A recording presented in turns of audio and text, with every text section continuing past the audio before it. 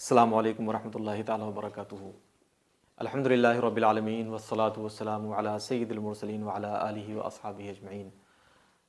الحمدللہ یہ اصول الشاشی کا درس ہے اور پیچھے کے اسباق میں عام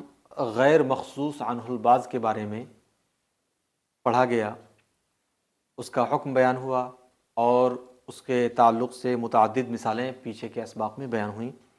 انشاءاللہ تبارک و تعالیٰ آج کے سبق میں ہم عام مخصوص عنہ البعض کو سمجھنے کی اور پڑھنے کی کوشش کریں گے۔ فرماتے ہیں وَأَمَّا الْعَامُ الَّذِي خُصَّ عَنْهُ الْبَعْضُ فَحُكْمُهُ أَنَّهُ يَجِبُ الْعَمَلُ بِهِ فِي الْبَاقِي مَعَ الْاحْتِمَالِ۔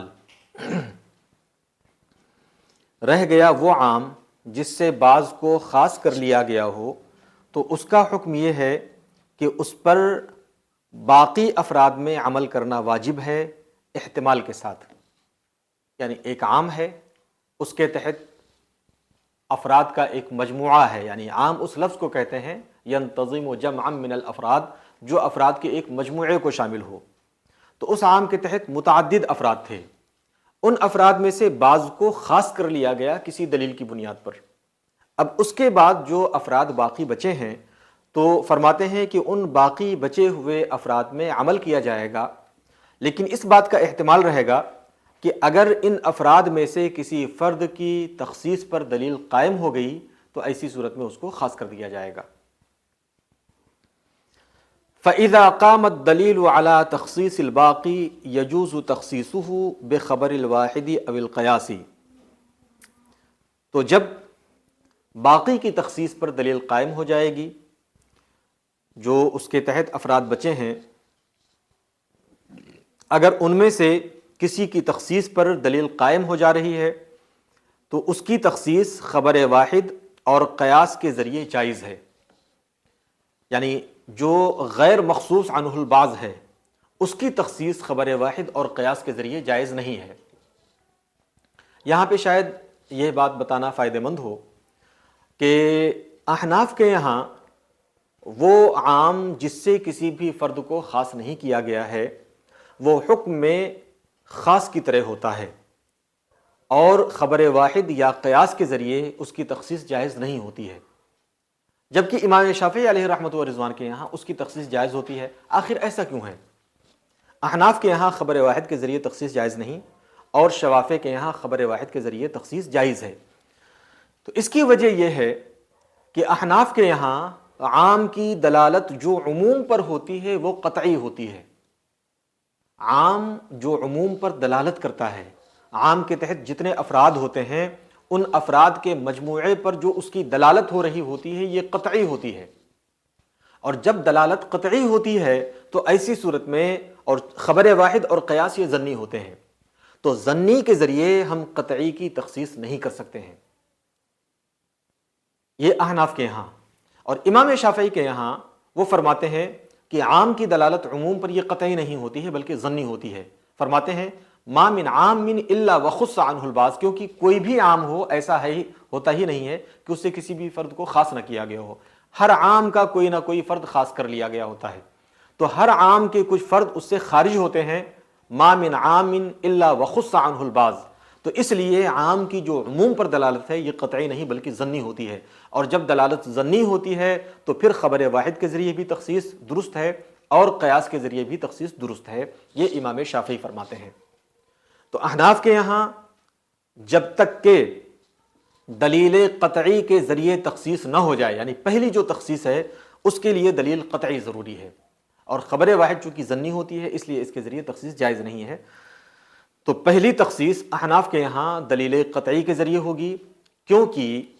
عام کی دلالت عموم پر قطعی ہوتی ہے، اور امام شافعی علیہ رحمۃ و رضوان کے یہاں جو تخصیص ہے وہ خبر واحد اور قیاس کے ذریعے ہو جائے گی، کیونکہ ان کے یہاں عام کی دلالت عموم پر ظنی ہوتی ہے، لہذا دلیل ظنی کے ذریعے تخصیص ہو جائے گی۔ فرماتے ہیں تو جب باقی کی تخصیص پر دلیل قائم ہو جائے تو تخصیص جائز ہے خبر واحد اور قیاس کے ذریعے الی ان یبقى الثلاث، یہاں تک کہ تین فرد رہ جائیں، کیونکہ تین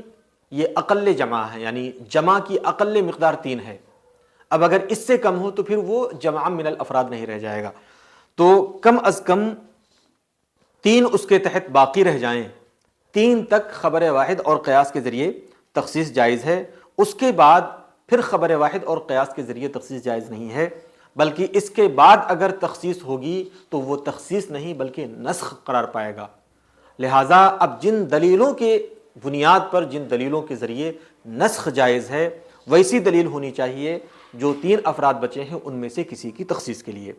اور خبر واحد اور قیاس چونکہ اس پائے کی دلیلیں نہیں ہیں، ان کے ذریعے نسخ جائز نہیں ہے، اس لیے 3 فرد کے بعد اب ان کے ذریعے تخصیص جائز نہیں ہے۔ وَبَعْدَ ذَلِكَ لَا يَجُوزُ، اور اس کے بعد جائز نہیں ہے، لا يجوز تخصیصہ، اس کے بعد تخصیص جائز نہیں ہے، فَيَجِبُ الْعَمَلُ بِهِ، لہٰذا اب جو 3 فرد باقی بچے ہیں ان پر عمل واجب ہوگا، ان پر عمل کیا جائے گا، یہاں تک کہ اگر کوئی دلیل ناسخ آ جاتی ہے، دلیل قطعی آ جاتی ہے تخصیص کے لیے، تو پھر اس دلیل قطعی کی بنیاد پر اس کے حکم کو نسخ کیا جائے گا اور اس کی تخصیص کی جائے گی۔ وَإِنَّمَا جَازَ ذَلِكَ لِأَنَّ الْمُخَصِّصَ الَّذِي أَخْرَجَ الْبَعْضَ عَنِ الْجُمْلَةِ لَوْ أَخْرَجَ بَعْضًا مَجْهُولًا يَثْبُتُ الْاحْتِمَالُ فِي كُلِّ فَرْدٍ مُعَيَّنٍ، اور یہ جو خبر واحد اور قیاس کے ذریعے تخصیص جائز ہے، فرماتے ہیں یہ اس لیے جائز ہے لأن المخصص الذي اخرج البعض، کیونکہ وہ مخصص جس نے جملہ افراد میں سے بعض کو خارج کیا ہے، لو اخرج بعضا مجہولا، اگر اس نے بعض مجہول کو، بعض غیر معین کو اگر اس نے خارج کیا ہے، یثبت الاحتمال فی کل فرد معین، تو ہر فرد معین میں احتمال تخصیص ثابت ہو جائے گا۔ ایک لفظ عام ہے، اس کے تحت مثلا 20 افراد ہیں، اب اگر مخصص نے بعض غیر معین کو کہ اس میں سے 5 پر عمل واجب نہیں ہے، اس میں سے 5 کو باہر کر دیا جائے، مثلا آپ کے ادارے میں 20 بچے ہیں اور آپ نے کہا کہ ہم اپنے طلبہ کو اجمیر شریف کی حاضری کے لیے لے جا رہے ہیں، البتہ ہم 5 بچوں کو نہیں لے جائیں گے۔ اب آپ نے جو یہاں پر 5 کو نکالا ہے مجموعے سے، یہ 5 غیر معین ہیں، مجہول ہیں۔ جب آپ نے غیر معین اور افراد مجہولہ کو نکالا ہے تو اب جتنے آپ کے 20 ہیں، ہر فرد معین کے اندر اس بات کا احتمال ہے کہ ہو سکتا ہے کہ وہ خارج ہو گیا ہو، اجمیر شریف جانے کی جو کا ایک آفر جو بچوں کے لیے آیا تھا، ہو سکتا ہے یہ اس کے تحت داخل ہو، اور یہ بھی ہو سکتا ہے کہ جن 5 کو نکالا گیا ہے یہ ان 5 کے اندر آ رہا ہو۔ تو وہی فرماتے ہیں کہ اگر مخصص نے جملہ افراد سے بعض مجہول کو نکالا ہے تو ہر فرد کے اندر، ہر فرد معین میں احتمال ثابت رہے گا۔ فجاز ان یکون باقیا تحت حکم العام، وجاز ان یکون داخلا تحت دلیل الخصوص، فاستوى الطرفان فی حق المعین۔ فرماتے ہیں تو یہ بھی ممکن ہے کہ وہ حکم عام کے تحت باقی ہو کہ سب کو اجمیر شریف کی حاضری کے لیے جانا ہے، اور یہ بھی ممکن ہے کہ وہ دلیل خصوص کے تحت داخل ہو کہ جن 5 بچوں کو نہیں جانا ہے ان 5 بچوں میں شامل ہو۔ فاستوى الطرفان فی حق المعین، لہذا فرد معین کے حق میں دونوں طرف یہ برابر ہو گئے، جانا نہ جانا یہ دونوں باتیں تمام افراد معینہ کے حق میں برابر ہو گئیں، کہ کسی کے تعلق سے یقین کے ساتھ یہ نہیں کہا جا سکتا ہے کہ اس کو جانا ہے یا اس کو نہیں جانا ہے، کیونکہ جن افراد کو نکالا گیا ہے وہ افراد غیر معینہ ہیں۔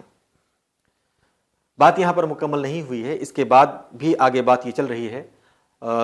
البتہ آگے کی جو باتیں انشاءاللہ تعالی اس کو ہم دوسرے درس میں بیان کریں گے۔ پروردگار عالم ہمیں علم نافع کی دولت سے مالا مال فرمائے۔ السلام علیکم ورحمۃ اللہ وبرکاتہ۔